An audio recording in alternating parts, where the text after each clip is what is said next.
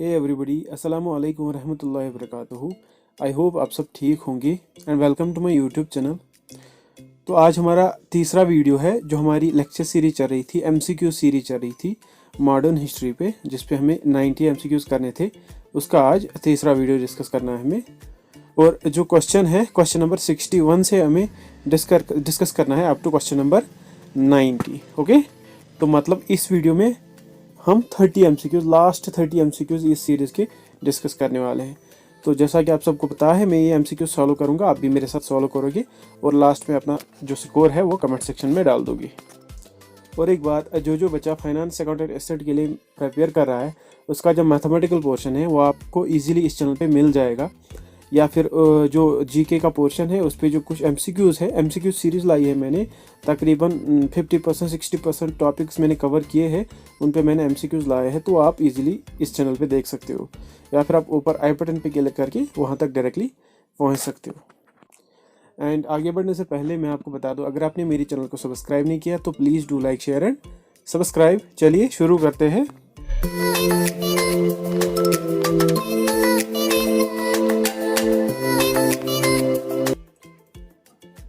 तो question number 61 से हमें शुरू करना है। क्या है क्वेश्चन नंबर 61 हमारा? The inquiry committee on Jallianwala Bagh incident was headed by. ये क्वेश्चन नंबर 61 है हमारा, और इसका जो राइट आंसर बनता है वो है option C, that is Hunter. Option C is the correct answer.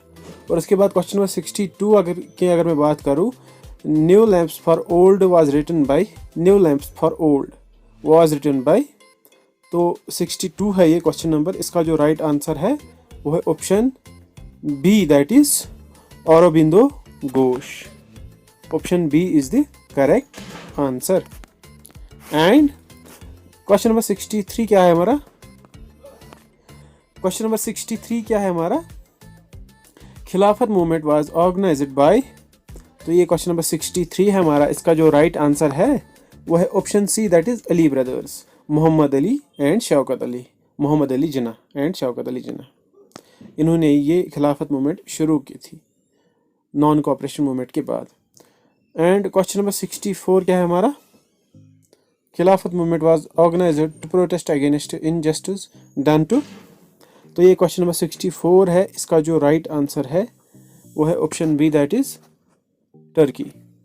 जब खिलाफत टूटी सी टर्की में, तभी यहाँ पर इंडिया में भी प्रोटेस्ट शुरू हुआ था, खिलाफत मूवमेंट जिसका नाम था। And question number 65 is who among the following was popularly known as frontier Gandhi. Frontier Gandhi किसको कहा जाता था? तो इसका जो राइट आंसर है वो है option C, that is Khan Abdul Ghaffar Khan is the correct answer. And question number 66 is which Indian mass movement begin with the famous Dandi march of Mahatma Gandhi. तो ये क्वेश्चन नंबर 66 है हमारा। इसका जो राइट आंसर है वो है option C, that is civil disobedience movement. Option C is the correct answer. I hope आप सबका भी फिलहाल तक ठीक हुआ होगा। And question number 67 is where did Gandhi call the Congress working committee to announce the suspension of non cooperation movement. ये question number 67 है हमारा। And the right answer is option A, that is Bardoli. Option A is the correct answer. उसके बाद question number 68 की अगर मैं बात करूं, the first Swarajist conference was held at. तो ये हमारा क्वेश्चन नंबर 68 है। इसका जो राइट आंसर है वो है option B, that is Allahabad. और इलाहाबाद कहाँ पर है? उत्तर प्रदेश में, यूपी में। And the question number 69 is when the Simon commission visited India the viceroy was. जब साइमन कमीशन इंडिया आई थी उस समय वाइसरॉय कौन थी इंडिया की, या वाइसरॉय कौन था इंडिया का? तो ये क्वेश्चन नंबर 69 है। इसका जो राइट आंसर है वो है option B, that is Lord Irwin. Option B is the correct answer. Lord Irwin उस समय वाइसरॉय था। And question number 70 is the number of members in the Simon Commission was. जो साइमन कमीशन आई थी 1928 में, तो उसमें कितने मेंबर्स आए थे? और ये साइमन कमीशन किसके लिए आई थी? ये कॉन्स्टिट्यूशन फ्रेम करने के लिए आई थी, जिसमें इंडिया को फिर से डोमिनेंट स्टेटस नहीं दिया गया। तो क्वेश्चन नंबर 70 जो है, इसका जो राइट आंसर है वो है option C, that is 7। There are 7 members in Simon Commission. Question number 71 is the revolutionary who was an accused in Lahore conspiracy case and who died in jail after 64 days fast was। तो question number 71 है ये, इसका जो right answer है वो है option A, that is Jatin Das. इसका right answer option A है ये। And question number 72 is the only session of Indian national Congress which was presided by Mahatma Gandhi was held at. तो क्वेश्चन नंबर 72 है ये, इसका जो राइट आंसर है वो है option A, that is Belgium. Option A is the correct answer. And question number 73 is Dandi March started from dash on 12th मार्च 1930। तो डांडी मार्च कहाँ से शुरू हुआ था?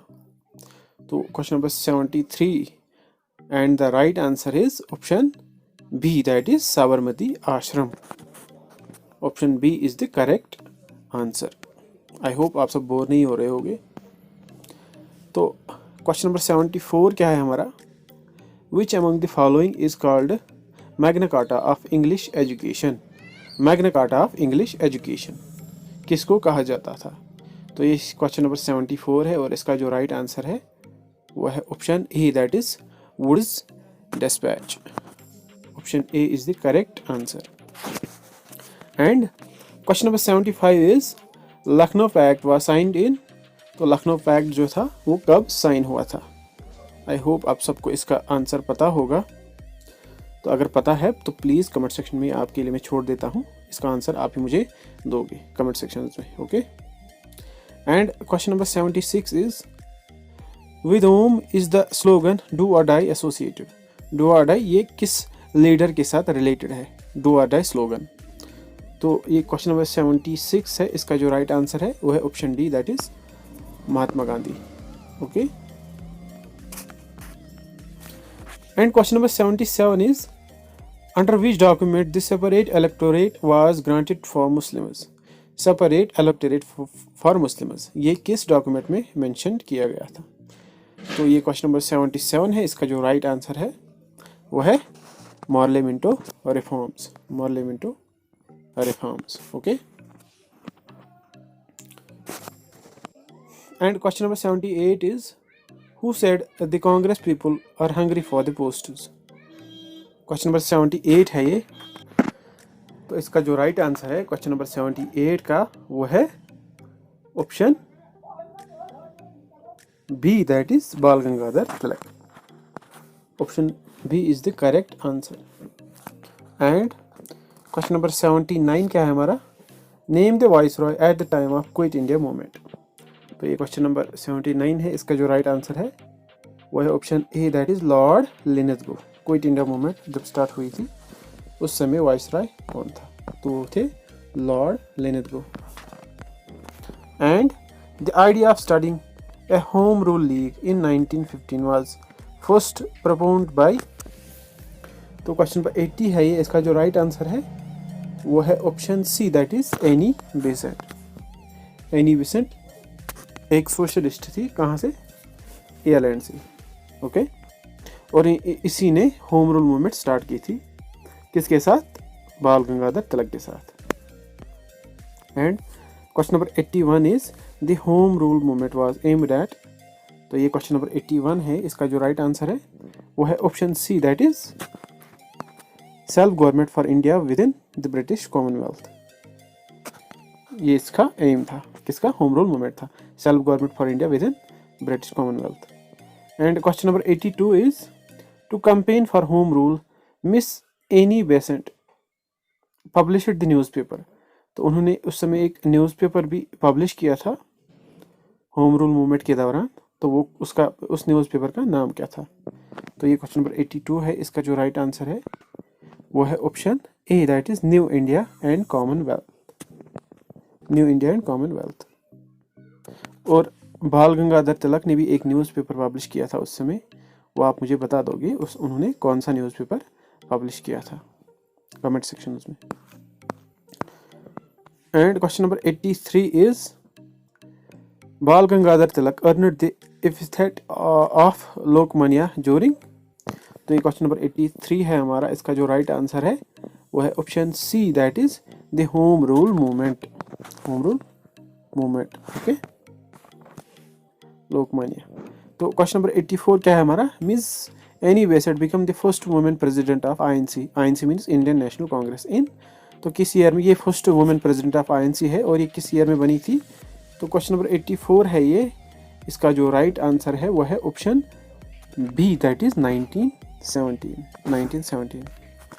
And question number 85 is Rabindranath Tagore surrendered his knighthood in protest against. तो रविंद्रनाथ टैगोर जो थे उन्होंने अपना जो नाइटहुड अवार्ड था वो वापस किया था किस दौरान, किस प्रोटेस्ट के दौरान। तो इसका जो राइट आंसर है क्वेश्चन नंबर 85 का वह है option B, that is Jallianwala Bagh tragedy. जब जलियांवाला बाग हुआ था उसी समय इन्होंने अपना जो अवार्ड था वो वापस किया था ब्रिटिश गवर्नमेंट को। And question number 86 is the non cooperation movement was suspended in February 1922 on account of. तो नॉन कोऑपरेशन मूवमेंट 1922 में सस्पेंड हुई थी, किसकी वजह से। तो आई होप आप सबको ये पता होगा, जो 1922 में इंसिडेंट हुआ था वो चौरी चौरा इंसिडेंट हुआ था। Actually Chauri Chaura police station था एक गोरखपुर में, तो उसको आग लगा दी गई थी, जिसमें बहुत सारे जो ब्रिटिश ट्रूप्स थे, ब्रिटिश सोल्जर्स थे, वो मर गए थे। इसीलिए जो नॉन कोऑपरेशन मूवमेंट थी वो सस्पेंड की गई थी और जो गांधी जी थे उनको अरेस्ट किया गया था 1922 में। आई होप आपको इसका आंसर पता होगा। ऑब्वियसली इसका आंसर ऑप्शन ए है, that is Chauri Chaura incident. Okay, question number 86 and question number 87 is during whose tenure the Indian national Congress was established. तो हमें पता है जो इंडियन नेशनल कांग्रेस थी वो 1885 में एस्टैब्लिश हुई थी। किसके दौरान, एक तो W.C. बनर्जी थे, दूसरे एलन एक्टन ह्यूम, तो उन दोनों ने एस्टैब्लिश की थी 1885 में। अब यहाँ पर क्वेश्चन क्या कह रहा है, उस समय इंडियन वाइसरॉय कौन था। तो ये क्वेश्चन नंबर 87 है, इसका जो राइट आंसर है वो है option A, that is Lord Dufferin. उस समय लॉर्ड डफरिन थे। Okay, and question number 88 is by which act provincial autonomy was established. तो प्रोविंशियल ऑटोनॉमी किस एक्ट से एस्टैब्लिश हुई थी। ये क्वेश्चन नंबर 88 है, इसका जो राइट आंसर है वो ऑप्शन ए है, दैट इज एक्ट ऑफ 1935।